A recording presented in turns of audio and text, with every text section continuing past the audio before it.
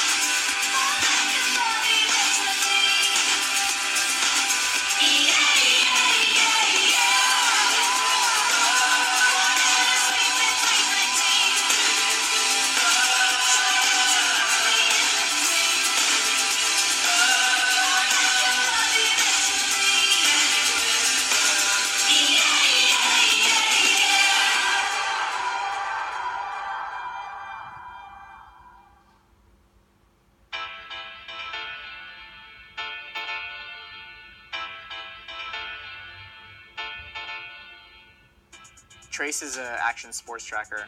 It's a small little device size of a Reese's peanut butter cup, and you mount it on your snowboard, your surfboard, whatever you want to track, and it tells you how fast you're going, how many waves you've caught, how many calories you've burned. For skiing and snowboarding, it'll tell you things like air time, jumps, how far you jumped, which lifts you were on, which runs you went down.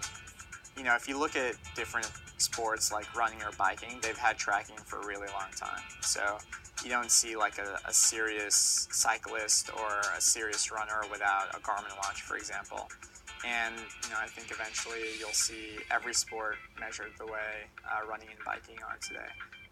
We use GPS, but we use a very special GPS. We're able to recreate your motion in 3 dimensions. So we know if you're paddling, we know if you're drifting, we know if you've caught a wave, if you've tried to catch a wave but you didn't stand up, and then recreate that motion in 3D, and we can tell you everything about that wave, from how long was it to how powerful was that turn. And then we actually auto-edit video footage. So for example, if you're taking video with the GoPro, you can actually put it into a Trace auto editor and it'll edit out all of the highlights for you.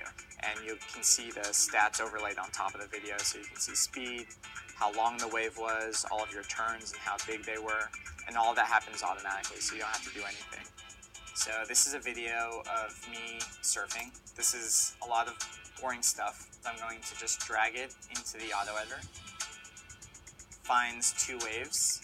It's cutting the video, now it's overlaying the stats, so you can see how quickly it's overlaying the stats. And what I'm going to get is color-corrected video with all of my stats overlaid on top of the video. So right here you see speed, see distance of the wave. I've caught the wave, it starts a map where I was surfing. The colors really pop, so you can see the green and the blue. I eject, and it cuts out right there. And that's part of what our video software does. So it automatically cuts just the highlights, it automatically color corrects, and then puts stats on top of it. And then last bit, everyone loves taking video, but then you want to find that one video where something amazing happened, right? So I can go through and I can say, I want to sort these by max speed, and it'll automatically sort these videos by max speed. Or I want to sort these by length of ride, and they automatically get sorted by length of ride. So I know that when I click this video, it's going to be the longest wave that I caught in that session. One of the things that we talk about is, what do we really want to do as a company?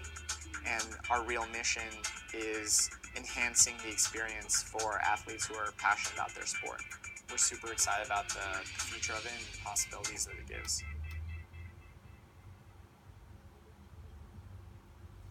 What are the work, health, and safety practices, procedures, and ethical standards that apply using technology?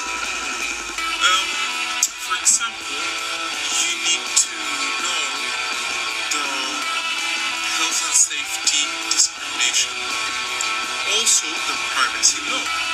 So here I'm gonna talk about the drones. You need a permission to fly the drones. You can't fly the drones, for example, in a reserve, in a natural reserve, or in the middle of the city. Why? Because you are taking the privacy from the other people. So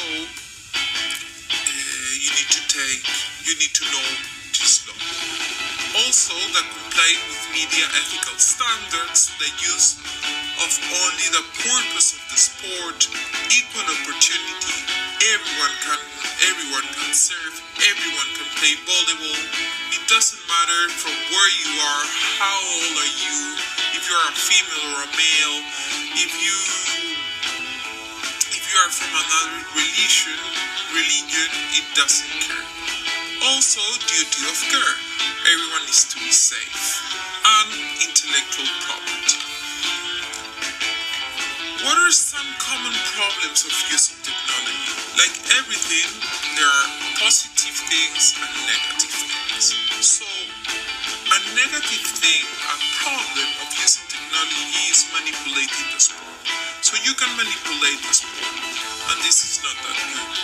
Also, it's too expensive, and not all athletes have access to modern technology, or even the third world countries. What is the best technique for capturing vision or audio? Well, having the right audio and the right mic, it's amazing. Also, the wireless audio.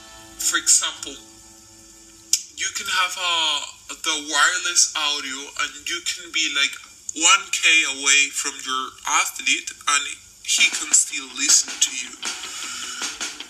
Also, the partnership with broadcasters and working with the technicians.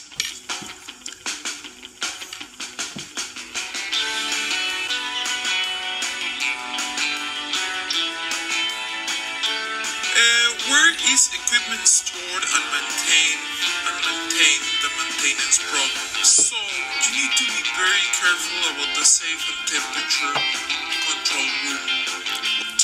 Who is the vision shared with organizations, partners, and social media? So broadcasters, live streaming, media outlets, sponsors, Facebook, Instagram, Twitter. Actually, the vision can be shared by everyone. Are there ethical requirements in regards to use technology? Yes, they are. So, first of all, the professional relationships, sponsorships, partners, media partners, and elite athletes are in charge of these ones. They need to be ethical. Information collection, storage, and disseminations. So, you need to be aware about the shoes, smart fitness watches, the designs, the broadcastings, the license, and the sponsorships.